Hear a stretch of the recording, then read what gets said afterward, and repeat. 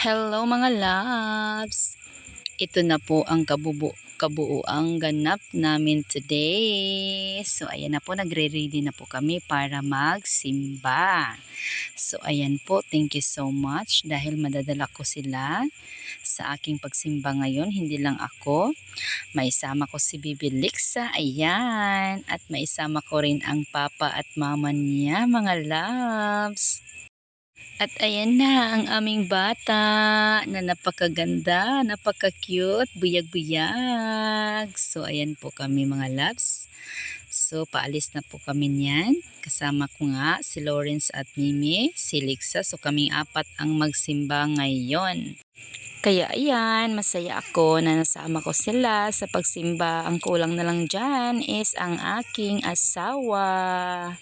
Talagang napakahirap dalhin ng aking asawa sa simbahan mga loves. Iwan ko ba dun mga loves? Uy, ang hirap talaga mga loves. Ay, buti na lang ngayon na isama ko silang tatlo.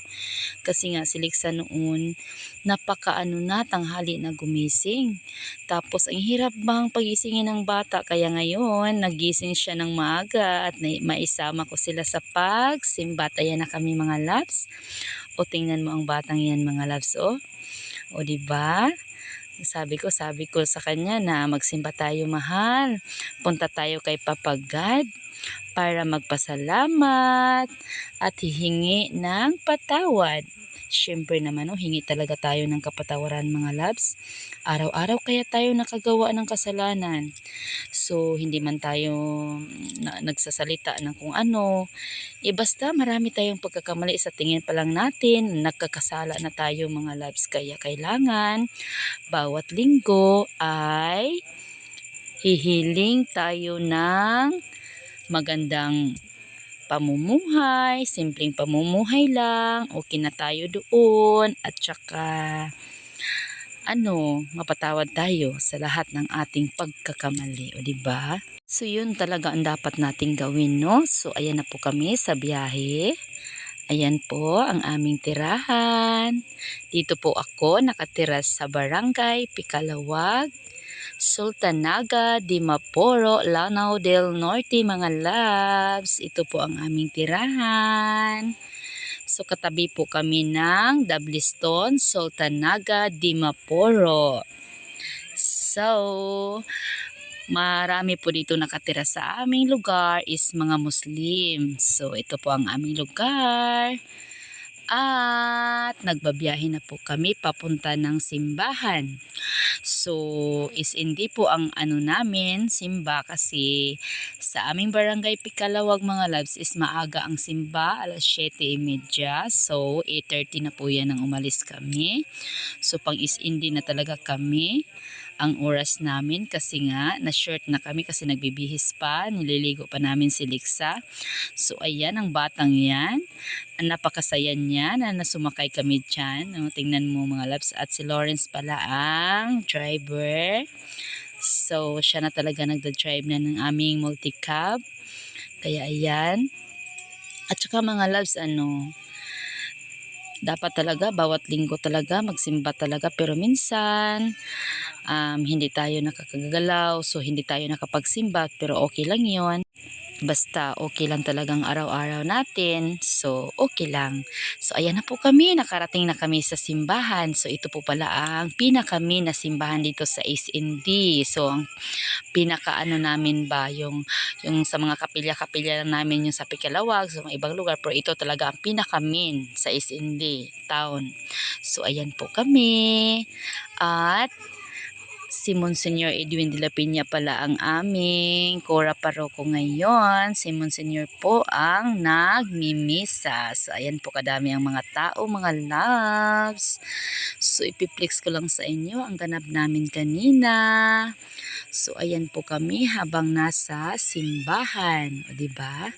Napakagaan sa pakiramdam mga loves na magsimba tayo. Diba? Nakatry ba kayo nun? Kahit na napakabigat, marami tayong iniisip. Once makapagsimba ka, nako, luluwag talaga lahat. 'Di ba? Kasi nga talaga pag sa kanya tayo humaharap, hilingin natin na maging okay ang lahat kahit na may marami tayong mga problema. So talagang magiging okay talaga ang lahat. Kaya thank you Lord sa palagi mong paggabay at pagsubaybay sa buhay namin. At ayan na mga loves ang batang iyan. Naku, iiyak kapag kinuha mo siya dyan. Tingnan nyo mga loves, nasa sahig na ang bata namin na likot. Tinanggal ang kanyang sapatos at tinanggal ang kanyang lahat-lahat ng mga borloloy. Iwan ko ba dyan? Naiinita na ata yung batang iyan. Oh, binilihan na namin ng mga pagkain. Binilihan na namin ng tubig para hindi maiyak, para hindi umalis dyan. Kasi minsan mga loves, nahihiya kami kasi pag binitawan namin yan, pupunta yan doon sa may altar, sa may pari. So naku, nakakahiya po. Paghabulin mo siya, lalong tatakbo. Kaya minsan hindi namin binibitawan. Kinakarga ko lang siya palagi. Napakahirap po talaga magsimba pag may bata mga loves.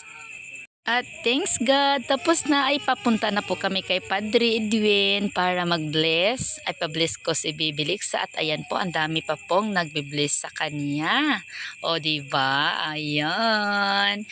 So pagkatapos pala naming magsimba mga loves, ay nagpunta ako kay La Alma Store, nag-grocery ako kasi marami nang wala dito sa tindahan at hindi ako naka-video kasi lubat ang sipi ko. At ayan na po ang aking mga kinumpra. So i-arrange ko pa yan sila mga loves.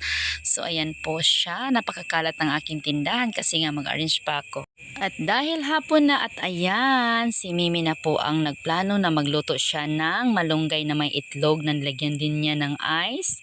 Yan mga loves, siyang nagplano yan kasi nanonood siya sa YouTube, nakikita ata niya yan. So hindi ako pwedeng magluto kasi ang dami ko pang i-arrange.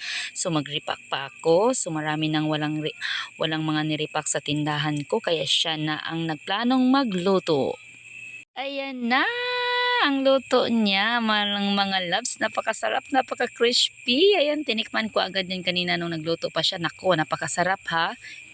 Ngayon pa lang ako nakatikim ng ganyan mga loves, napakasarap talaga, napaka-crispy. So sinawsaw pala namin sa may mga lamas na suka. Ang sarap talaga.